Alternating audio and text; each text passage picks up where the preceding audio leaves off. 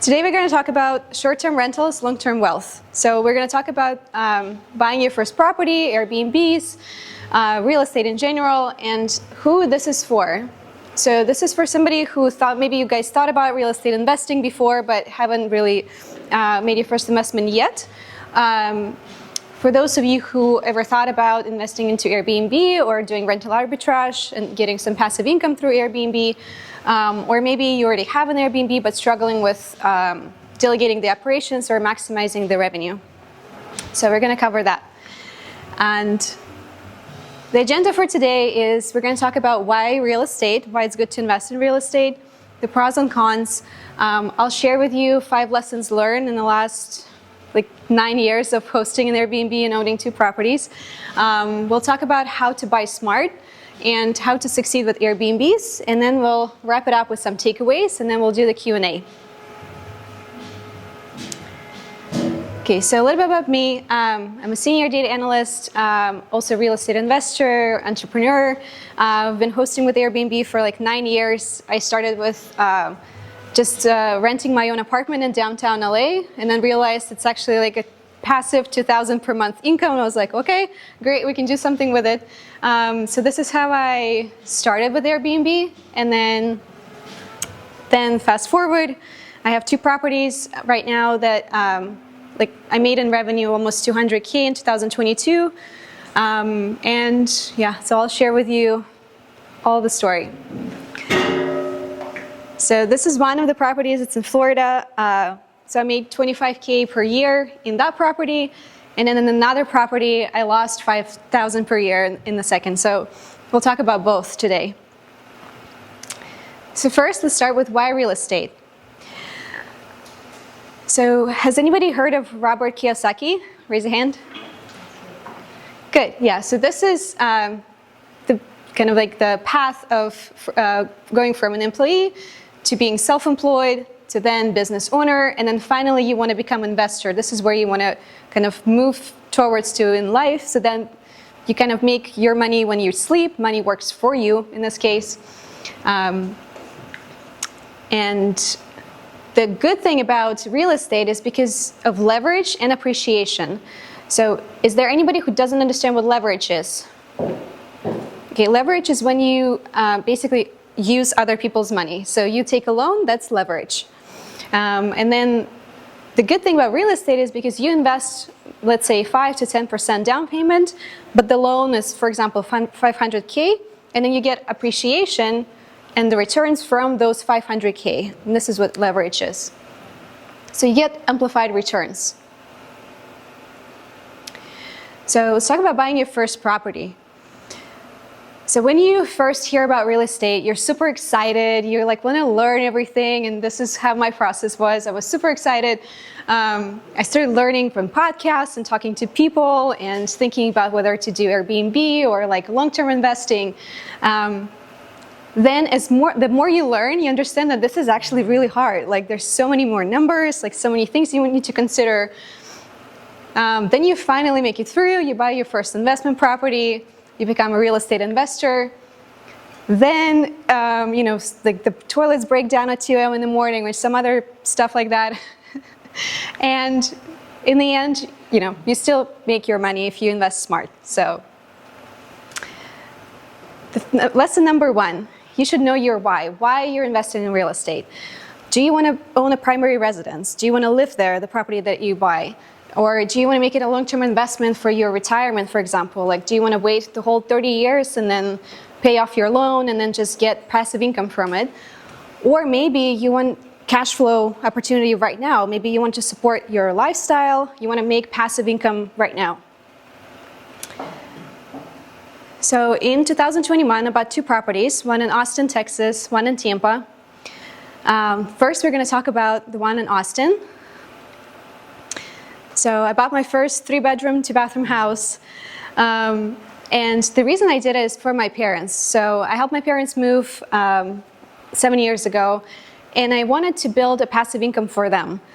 So because I had experience with Airbnb, I did my numbers. I calculated roughly $1,000 to $2,000 per month in cash flow. Also, I wanted for them to have a long-term home because the idea was for them to come here, learn a little bit of English, like set up their life here, and then move to Texas. That's where I envisioned. I also thought that maybe I'll move to Texas. So anyways, the problem was that back in 2021, I don't know if you guys heard or you witnessed the entire boom of real estate. Everybody had the same idea. There's massive migration that happened from California, from other states to Texas, which drove the competition through the roof. Also, interest rates were 3%, which is historically low. So it was really, really hard to buy a house, basically, because you would have to compete with 20 different offers. You would just drive the prices up, and everybody would try to win the house basically by offering more. And so at some point, I realized that I actually can't compete because the only people who were getting houses were investors or people buying cash. And so I thought that if I can't compete, then how can I be ahead of the competition? Or how can I make my competition obsolete? And I thought of, okay, maybe if I can reach out to people before they put their house on the market, I can avoid the competition. And so I sent 100 letters. I tracked down by the way, all this information is available online. You can literally track down everybody who wants the house, whether the house has a fireplace, all the information is available online. So I made a list, 100 homes, sent 100 letters, and then one of them called and I bought her house. I also put only 5% down as the owner occupied. So that was about $20,000 invested. And I planned to Airbnb it, and I expected about 3 to 6% per year in appreciation. And also, it was more like emotional buy. So it has 2 koi ponds on the backyard, which is really unique. My dad loves koi fish, so I was like, okay, this is perfect. I was buying basically an investment and a house for my parents at the same time. Do not do that. So I turned this into Airbnb, which is pretty nice Airbnb. There's a hot tub, I did a really nice decor. So it's been working as an Airbnb for 4 years now.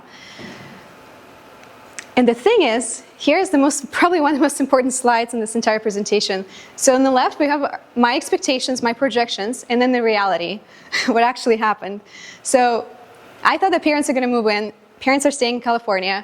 I thought I might live in Texas. I decided that I hate Texas weather. I'm not going to live there. I'll definitely pay 13, more percent on taxes to stay in California. Purchase price $390. The actual list price $390. The actual purchase price was way more, $425. At least it was spot on in Airbnb revenue. It was about $60K. That was right. And then my mistake was underestimating the expenses. So I underestimated my electric bill, which was a bit higher taxes, because as soon as you buy your property, the taxes get recalculated from the new property value, and it goes up.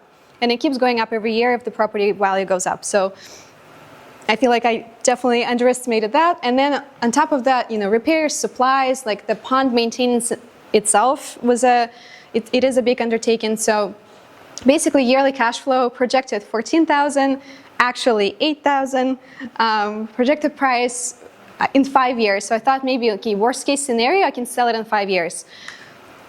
So the current market value is $400,000, which is basically less than what I bought it for. So this is a really good lesson of first of all, to not put down 5% on an investment property. So 5% is usually, it's for a reason. It's so low because of the primary residence. If you're going to buy an investment property, it's best to put down at least 10 to 20%, because otherwise you're over leveraged. So definitely account for all of the increasing taxes and everything. And then, if you're buying basically know when you're buying with emotions versus just math and logic. And the key lesson here is that in my math, when I was doing my math, I thought that, actually saw that if I rent it out long term, it's going to be a negative cash flow. And I took that risk because, again, I thought, like, either I or my parents were going to live there. So, and I thought also the rents will increase. So the rents did not increase in 5 years, and that was another one of my mistakes. So I also thought, okay, like maybe if it's negative cash flow, I can just hold it for 10 years and then, sell it, and that would be fine. But actually, if you consider, like, let's say 600 negative cash flow per month, it reduces your profit, right, over time. And then if you factor that in, it's actually better to invest that negative cash flow of 600 into stock market, and then the overall profit in 10 years will be more. And then on top of that, there's also emotional cost, of course. So lessons, number 1, do not over leverage for investment property. Again, put more money down, 10 to 20%. Always run the long-term math first. Like, even if you think that Airbnb is going to do great, run the numbers for long-term rentals. Because if the math doesn't work, if there's a negative return, like, you don't want to be in that position when you don't really have an option to do a long-term rent. Like, you have to be either stuck with Airbnb or you have to move in there or sell. So, and lesson number 3 is that past performance is not a guarantee of future success. So the appreciation rate, 3 to 6%, what I factored in, was based on past performance, which was already pretty conservative. Like 3% is very conservative. But what actually happened, now in 5 years, like, nobody knows what market is going to do. It actually costs less now. At the purchase price, the price of the house is now less than what I bought it for. So that 3% projected appreciation did not actually happen. So, but the good thing is that it's all lessons, right? There is no failure, it's all lessons. So I don't regret buying it because I think it gave me this massive learning experience. So lesson number 2 is you have to buy smart with timing and strategy. So next we're going to talk about when is a good time to buy. So first we need to understand what market is. So it's basically supply and demand, right? So I'm going to quote Warren Buffett, who's one of the legendary investors of all times. So be fearful when others are greedy, and be greedy when others are fearful. So back in 2021, when I was buying my properties, all the prices, like, about basically right before the peak. So technically, you're not supposed to do that because, or at least buy, like, right on the peak, because this just, it's not the right time, I guess, to buy. Well, it depends if you're buying it for like 30 years or 10 years, but it's always better to buy, same with stocks, same with real estate, when the market is kind of like on the downturn or it's starting to go up. Right? So for example, right now is actually a really good time because everybody is fearful. Nobody knows what's going to happen with inflation, with politics, and like the prices are actually stabilized, and the inventory is up. So inventory means just how many houses there are on the market right now. So same as inventory, supply, same term. And then demand is basically, how many buyers are in the market, how many people want to buy houses. So if there are fewer buyers, then it's less competition, and then there's always more room to negotiate. And basically, if I wanted to buy a house right now, I could have bought it for the same exact price, but I would have had many more options to choose from. And so, for example, the 3 graphs here, like you can tell I'm a data analyst. So California, Austin, Tampa, just for a comparison. So I bought basically right before the peak back in 2021. And you can see right now, it really depends on the market. Like, so for example, Austin kind of stagnated and balances right around like 340. Or actually, sorry, 500. So Tampa actually went up and continues to go slightly up, which is good. California also continues on a kind of an upward trajectory here. And then the second thing is to pay attention to is inventory. So again, how many houses are in the market right now? So this is a graph for Austin, Texas. And you can see that inventory is actually like all times high. I think in April, they had the highest number of houses on the market, like historically, which is a really good sign, because now when we had a what's called buyer's market, seller's market, and now we're entering a buyer's market now, because now buyers have actually more room to negotiate, more houses to choose from, basically more opportunities. So right now, also many buyers have stepped back because of the high interest rates. But the thing with high interest rate is that you can always refinance later. So even if you buy at 7% right now, if, let's say, interest rate goes down, like 5 years from now, you can always refinance. So it's not something, I guess it's something to consider, to account for, but like it shouldn't be the only thing that prevents you from investing in real estate. So again, inventory is up, so you can choose the best deals right now. Prices are stable now, and even 95% below the listing price in many markets. And then, again, if the numbers make sense today, right now, whether it's cash flowing or at least 0 per month with like good appreciation potential, then it's a long-term win. And also, again, historically, those who bought during downturns made the strongest gains. So I think, in my opinion, it's a good time to buy right now if you were considering investing in real estate. And then also, another thing that's happening that I don't think this is a strategy that not many people know. It's called a wraparound loan. So the problem is that a lot of people actually bought at the peak.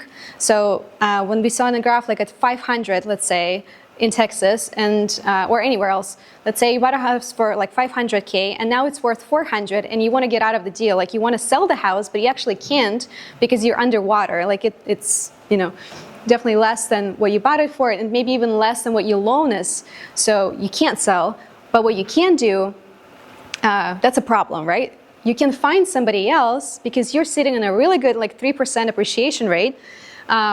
You can find somebody else to purchase the house. You still keep the loan, but basically you're still able to sell your house, and definitely for a higher price than you were if you were just to list it on the market. So, and for those of you who want to invest real estate and don't maybe have enough of your own capital to invest, maybe you don't have enough for a down payment, this is a really good way to invest in real estate, because not only you're not carrying the risk, like somebody else still responsible for the loan, but you're able to purchase the house, purchase the title, and then get all of the benefits of appreciation down the line. Then lesson number 3, gotta run the math before you buy. Again, you make money when you buy. It's really, really important. So first, you need to understand what your buying power is, which is the loan amount that you qualify for. This was one of my things to discover when I first started to invest in real estate. I didn't understand where I can buy the house and how much I'm actually qualified to take from the bank. So, for example, if your monthly income is around $9,000, which is about $110 per year, the thing that banks care about is your debt to income ratio, which should be like 40 to 45% max. So when you purchase the house, that becomes your liability, right? Your principal and interest is now, it's the same with credit cards, like it's now your debt. So that should be less than 45% from your monthly income. And so if you do the math, like there are also mortgage calculators online, when you plug in the numbers, like you understand that your loan amount in this case is $500 at 7% interest. So you're qualified to buy a property up to $500K basically. But the problem is like this 500, in California and New Mexico, like very different things. So you need to understand why you're buying something and then where you want to invest as well. So the question is where. So the good kind of website to start where to look is Zillow or Remax. So you can put in your filters there, and you can also talk to local realtors who always happy to do a free consultation and talk to you about the market and the potential returns and everything. And the good rule of thumb in real estate is called 1% rule, which means that monthly rent should be greater or more than 1% of purchase price. So for example, let's say you buy a house for $200K, if you were to rent it out to somebody else, that rent should be around $2,000 per month. It's kind of like just a quick rule to see which markets to invest into, just kind of like a math on a napkin that you can do. really quick. And then you also look at appreciation rate. For example, some of the cheap investments where the houses are under, I think, 300K still is Cleveland, Ohio, Oklahoma City, Oklahoma. I have a friend who bought 5 houses there, each less than 100K, and she's earning, I think she's making $2,000 per month right now from those. So it's a pretty good long-term investment, a good appreciation rate there as well. And then St. Louis as well. So those top 3 are good markets with good appreciation and cheap houses.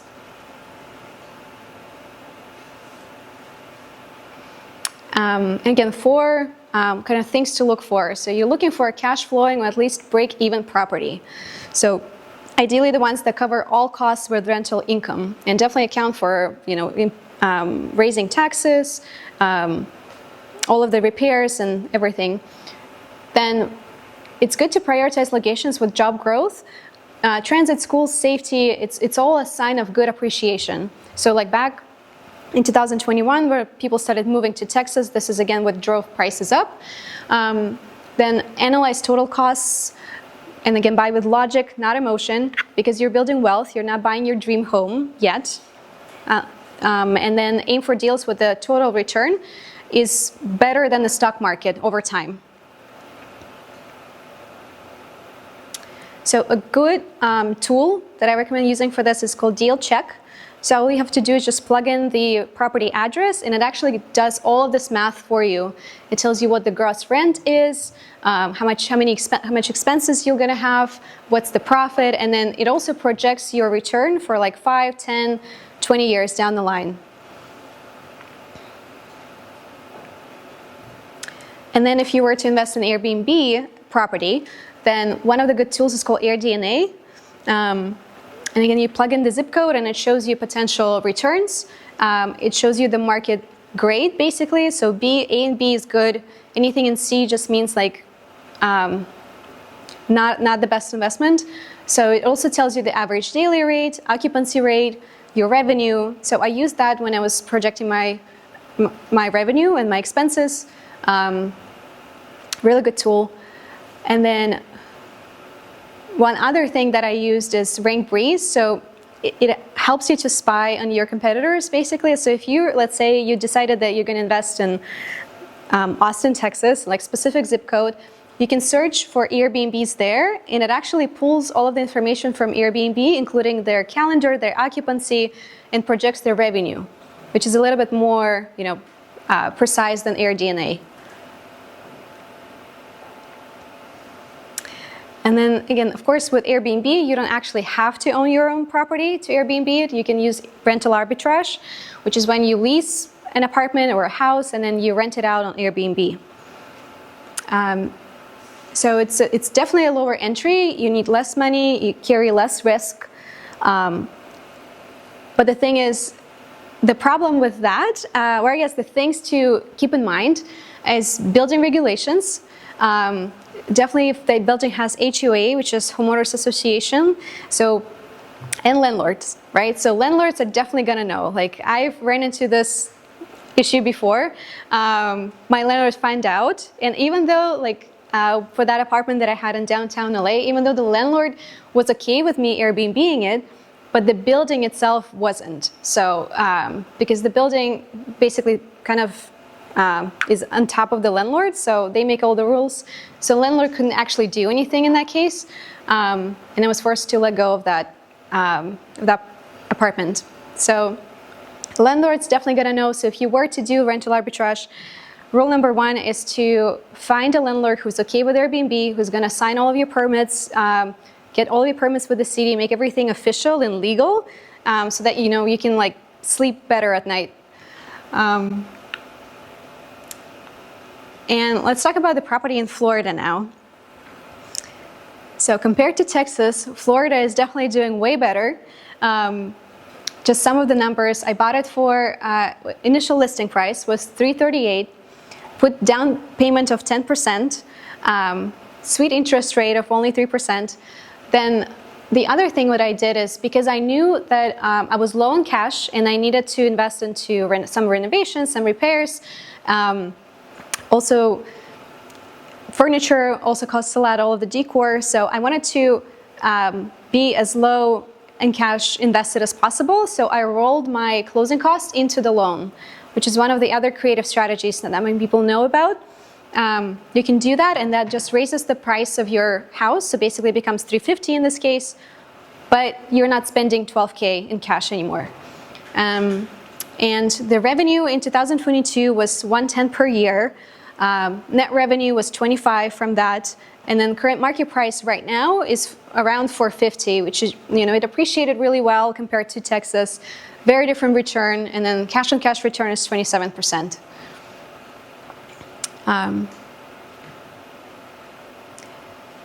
So lesson number 4 is how to make your Airbnb successful, or what makes Airbnb successful basically, and why many people right now are exiting Airbnb, or in the past couple of years. So what happened was a lot of investors bought on all those properties, let's say Texas for example.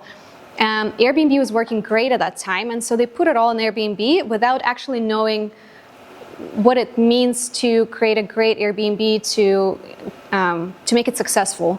And so what happened in the last couple of years, now all of those properties, you can see like on Zillow that properties are getting sold along with the furniture, which means that they were past Airbnb investments, which also could be a good opportunity for some of you to get a house or like an apartment with basically that was Airbnb in the past with all the furniture, everything kind of basically set up for you. Maybe the investors just didn't manage the prices, they just didn't know what they were doing, and that's why they're selling it. So number one thing is definitely decor. So the property has to stand out. So like I put flamingos in a pool, like design the living room, basically put neon signs, like everything is designed to make it stand out in the listing. So when people are searching their Airbnb, like one of the tests that you can do is just to look at your competition and see what your competitors are doing and try to do something that's different, something that's better. I also read reviews of other Airbnbs, and people were like, oh, I wish like they had a pool, or and I realized that properties with pools actually charge more. They have higher occupancy, so I was definitely looking for a property with the pool. Then second thing is 5-star reviews. So not many people know that anything below 4 stars in Airbnb is actually considered pretty bad. It really affects your occupancy, and just overall Airbnb can block your listing or like unlisted basically if it goes below 4 stars. And you want to be as close to like 5 stars as possible. So in our case, we stay right above like 4.9 most of the time. And definitely you need a good team. So one other mistake that I made is that I purchased properties in like 2 different locations. It would have been way easier if I had both properties, let's say in Tampa, or both properties in Austin, because you would have to find a cleaning crew, find handymans, like plumbers, basically construct your whole team to know whom to call for every possible problem. And then you definitely need to have an assistant to answer messages unless you want to be with your phone 24/7, which I didn't want to do that. And the thing about management companies is that they usually from gross revenue, not from net revenue, from gross. So that means that in my case with Florida, that would wipe out all of my positive cash flow. And I didn't want to do that. So instead, I automated it and delegated all of the messaging and basically use the tools to automate some of the price adjustments, some of the guest communications as well. So especially that's really handy with reviews. So usually when a person moves out, I send them an automated message, kind of educating them on what a good review means in Airbnb, and so that preventing them basically to leave a 4-star review. So usually they either don't leave any reviews or they leave a really great 5-star review most of the time because of that one message that I sent after every checkout. And then set up the cleaning closets, that basically you set up the whole system. It's a business. And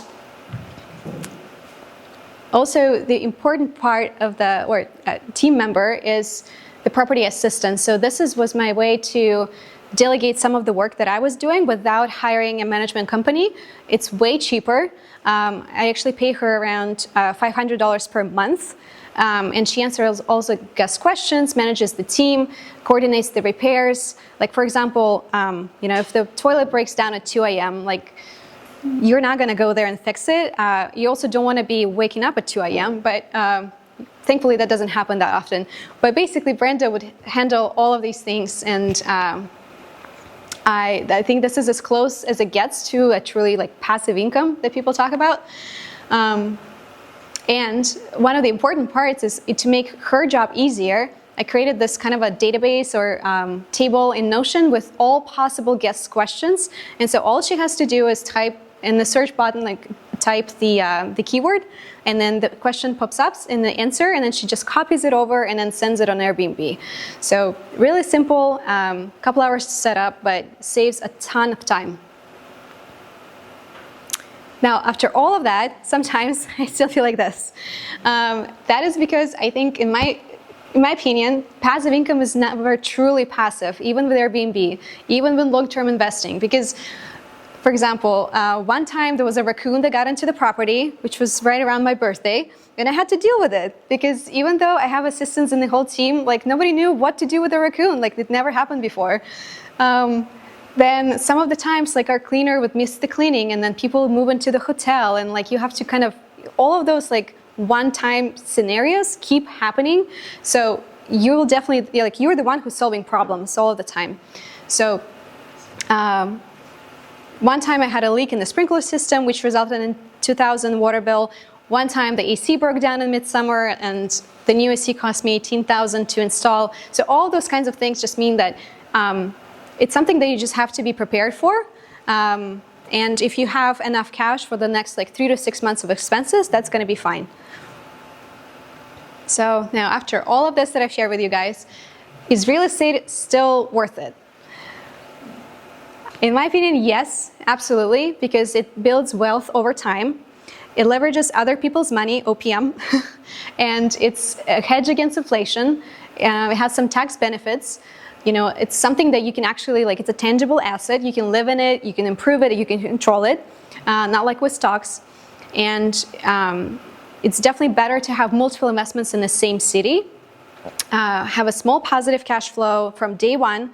The way to achieve that in like markets like LA, you can actually force appreciation by either converting a garage into another like little ADU, or adding another bedroom, or splitting the house into duplex. Like, there's all kinds of creative strategies. So if you're interested in learning more like how to do that, just Google BRR, and then you'll find a lot of really interesting creative strategies and information.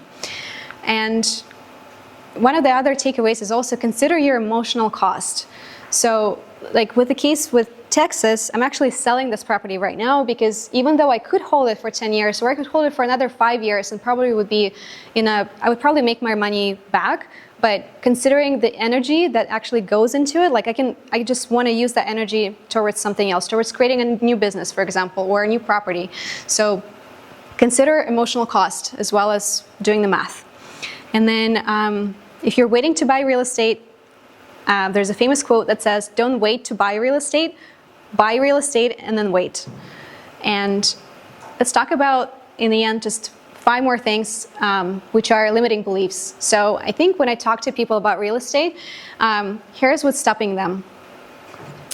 People think that it's too risky. So it is risky, but if you know how to mitigate the risk and what to account for, do the math, then it's not as risky as you think it is.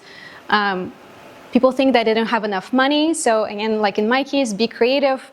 There's all kinds of creative strategies to not invest a lot of money. Another thing is people think that you can't afford it. So instead of thinking okay, I can't afford it, like how can you afford it? What can you do? Maybe like rolling the closing costs into the loan, like one of the examples. So there are always ways to afford something, in my opinion. And people think that interest rate is bad right now, which is 7%. Yes, it's not 3 as it used to be, but also 3 is not a typical rate. Like, people think that 7% is bad, but it's actually normal rate, like if you look at the span of like the last 30 years.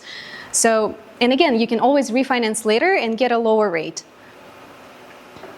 And then last but not least, people think that I'm just not ready. So they learn and they fall into this learning trap that they think that, okay, maybe I'll just wait another year, I'll learn, and then I'll go, I don't know, I don't want to invest right now. The key to success is actually just to start. You need to start before you're ready. That's the only way you learn. And even if you buy like a small property or like you have one apartment that you're going to Airbnb, you're going to learn so much that is better than any courses or any other information you find online. So the key is just do it. That's it.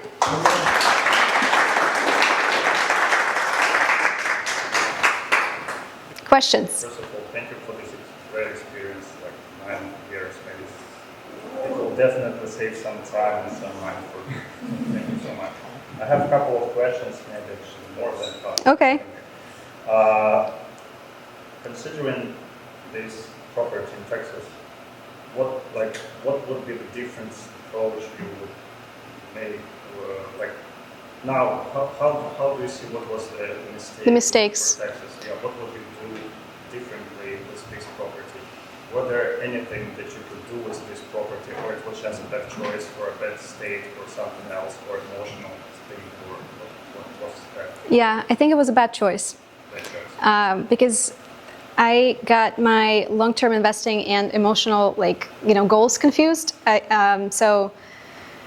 And also when I was looking at my spreadsheet, like again, I underestimated the higher taxes, some of the higher repairs and expenses.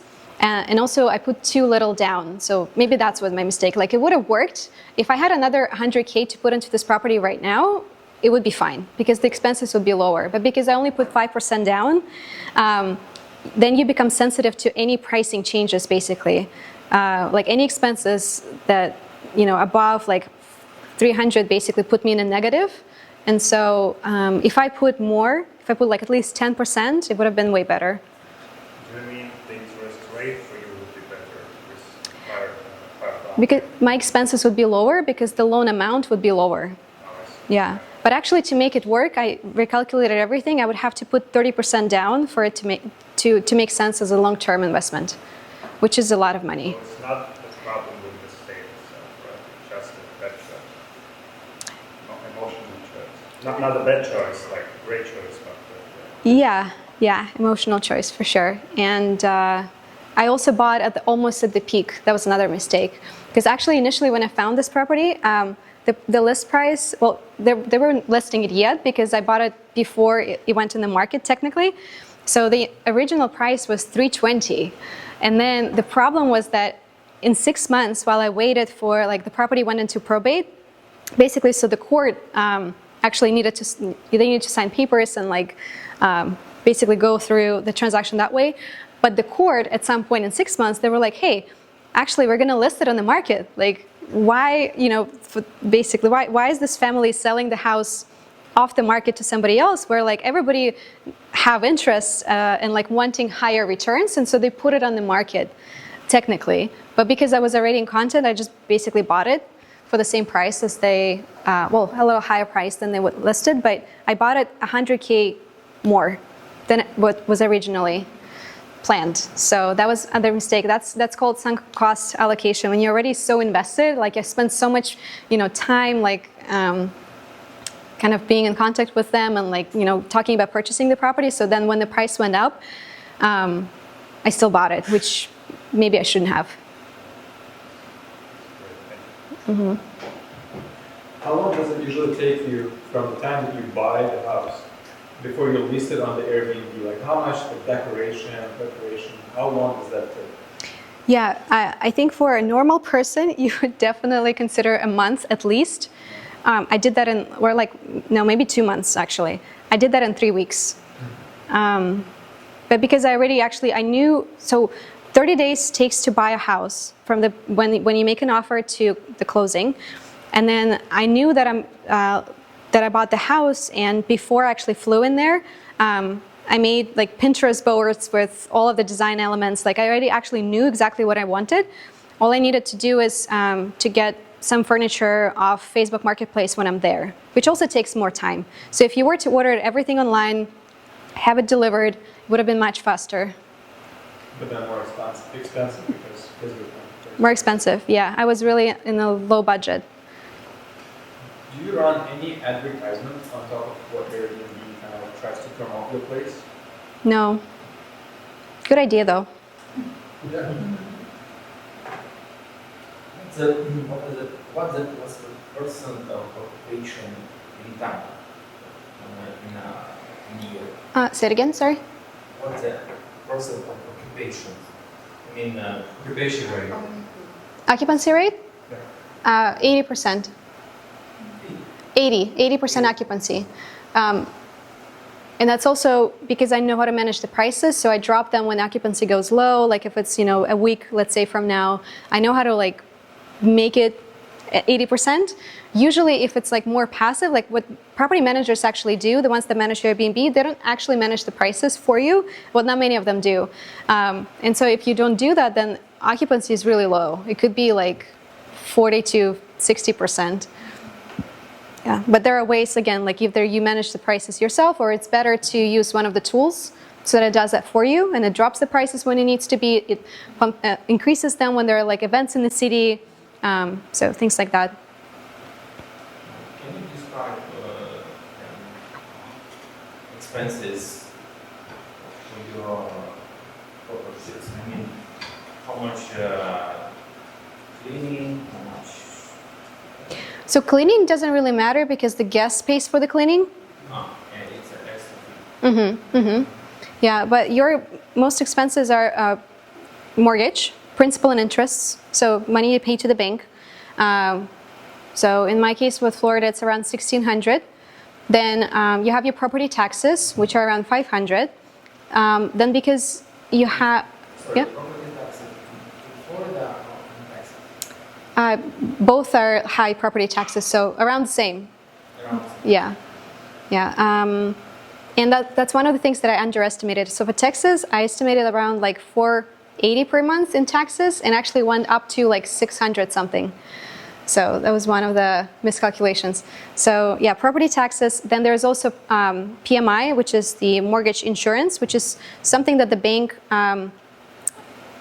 basically creates if you put down less than 10%, 20%, right? So which is around $120. And the good thing about it is that right now, because the Florida property price went up, my ratio of the loan to the purchase price is way higher than it used to be, and I was able to remove that PMI, so I no longer pay that. And then the rest of the expenses are basically, depends on the house. So in my case, it's pool cleaning, which is around $200 per month for somebody to come there at least twice a month, sometimes 4 times a month, to clean the pool. It's the number one most important thing, because if the guests arrive and the pool is dirty, they're going to move out. So there's lost revenue. And besides the pool, there's a gardener, which is another $100. So basically all of that, has to be considered. And on top, you have your repairs. So it's good to estimate around, if it's a new house, everything is new, like the AC and the roof, it's around maybe still around $200 per month. You need to estimate for your repairs and just CapEx also. So in my case, the good thing is that with Florida, I made most of my money that I invested in the first 2 years. And so the money that I earned, I invested back and changed the roof, changed the AC, made sure there's no other big ticket items that I need to replace in the next 10 years. What about insurance in Tampa? Can you use the insurance as well? Yeah. Insurance also gets tricky with Airbnb. So you got to find an insurance company who can underwrite the Airbnb as well as long term. Not many insurances do. So for some time, actually, I had to have 2 insurances because of that. Because one, your regular homeowner's insurance just covers the long-term rental, but they don't cover Airbnb. And technically, Airbnb has insurance, but because you can't actually, it's not a real insurance. You can get a declaration page, you don't sign anything, it's not technically real. So the big thing with Airbnb is liability. So let's say if somebody, trips down and hits their head in the pool or something, they're going to sue you and then the regular insurance is not going to cover it. So you need to have a special, like a short-term insurance, and there are companies that do that specifically.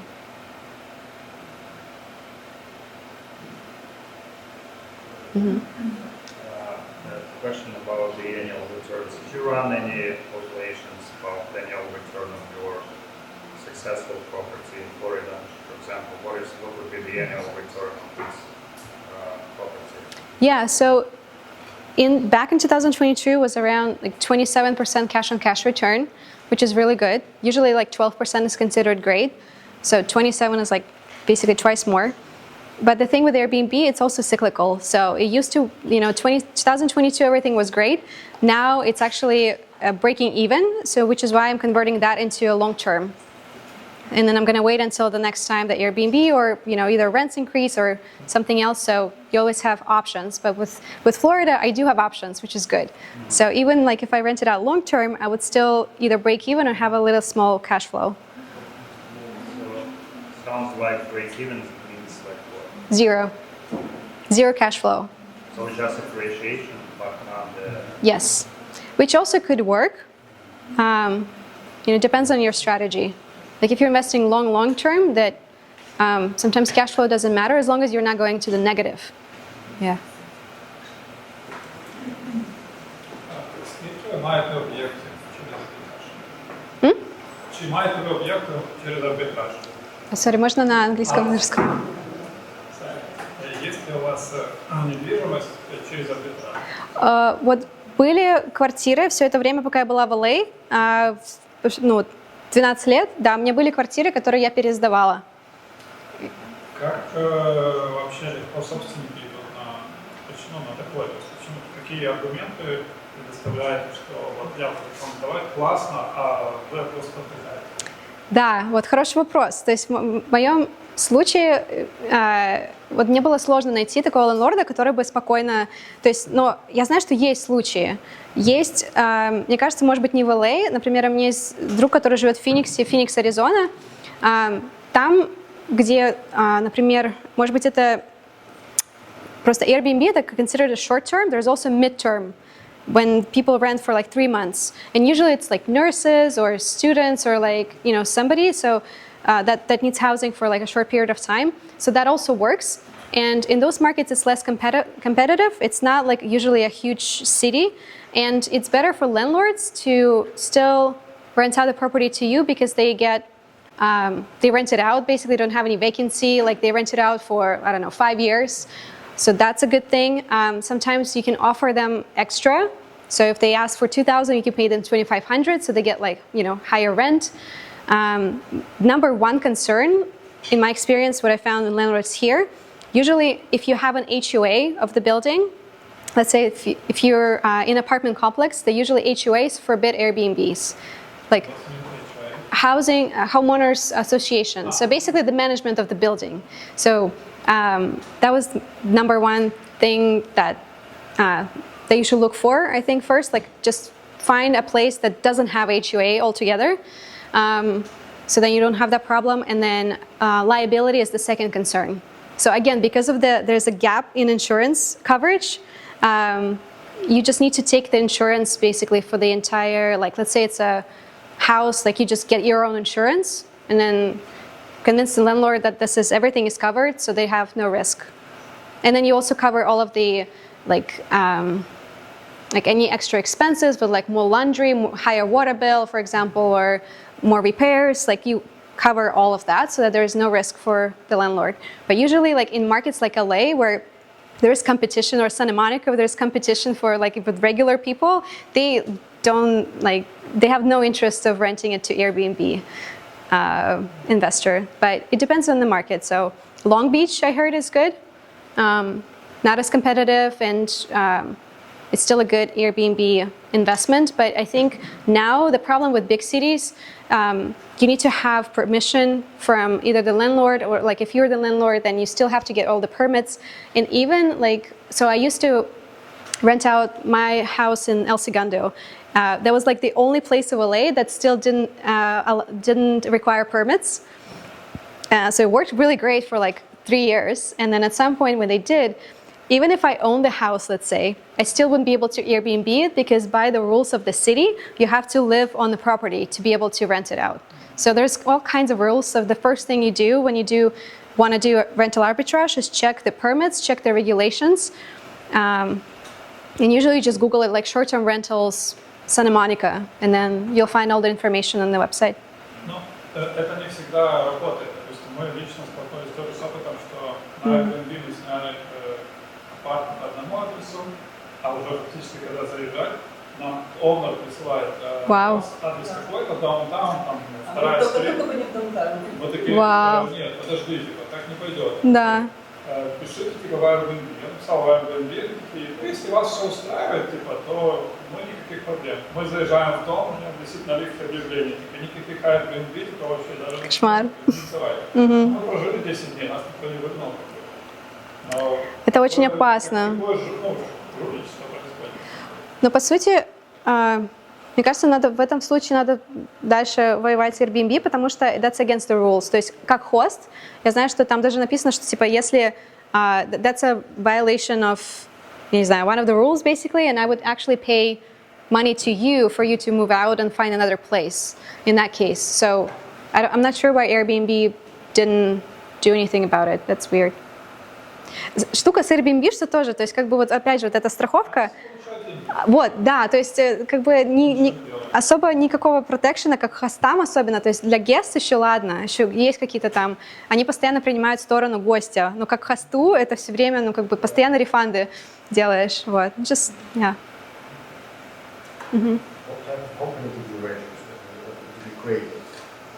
What type of company? Yeah, so first, I just bought it in my own name.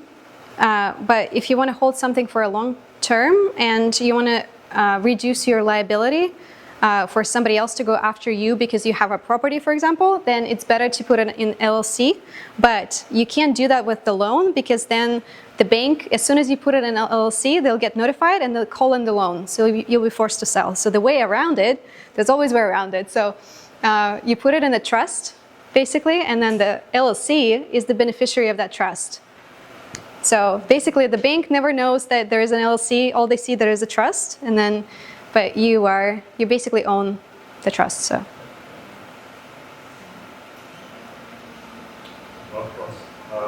Если сравнивать сейчас покупку недвижимости и сдачу в Airbnb и покупку недвижимости и как бы на долгосрочное сдавать, да, вот находить арендатора, который тебе платит год и так далее, по контракту.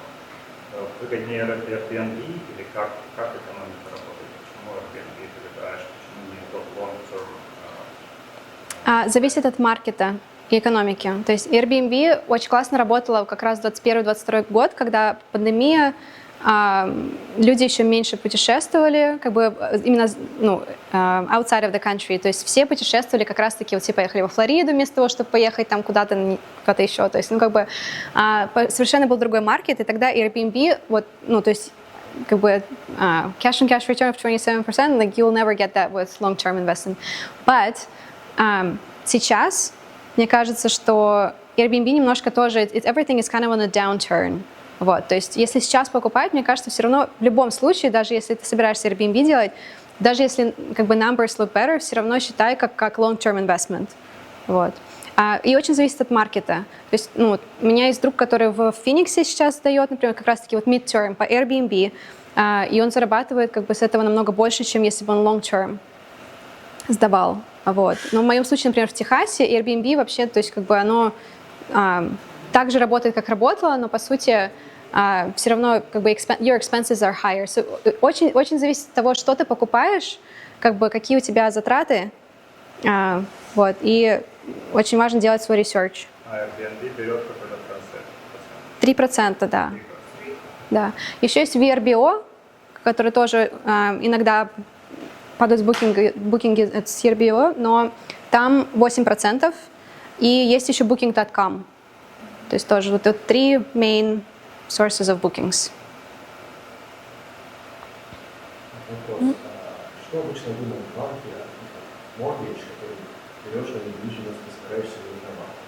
Например, то есть, когда ты хочешь взять машину финансинг и использовать эти доставки, вам вряд ли это будет очень мало. Да, да, когда вот, то есть, по идее, ты не можешь брать обычный лоун под 5%, потому, ну, как бы, если ты не собираешься там жить, то есть это незаконно. Вот. Когда я брала Техас, то есть я думала, что я туда перееду, то есть мы собирались как бы с родителями, то есть это было поэтому owner-occupied. Просто, по сути, этого не произошло, и потом получилось, что с этого с Airbnb.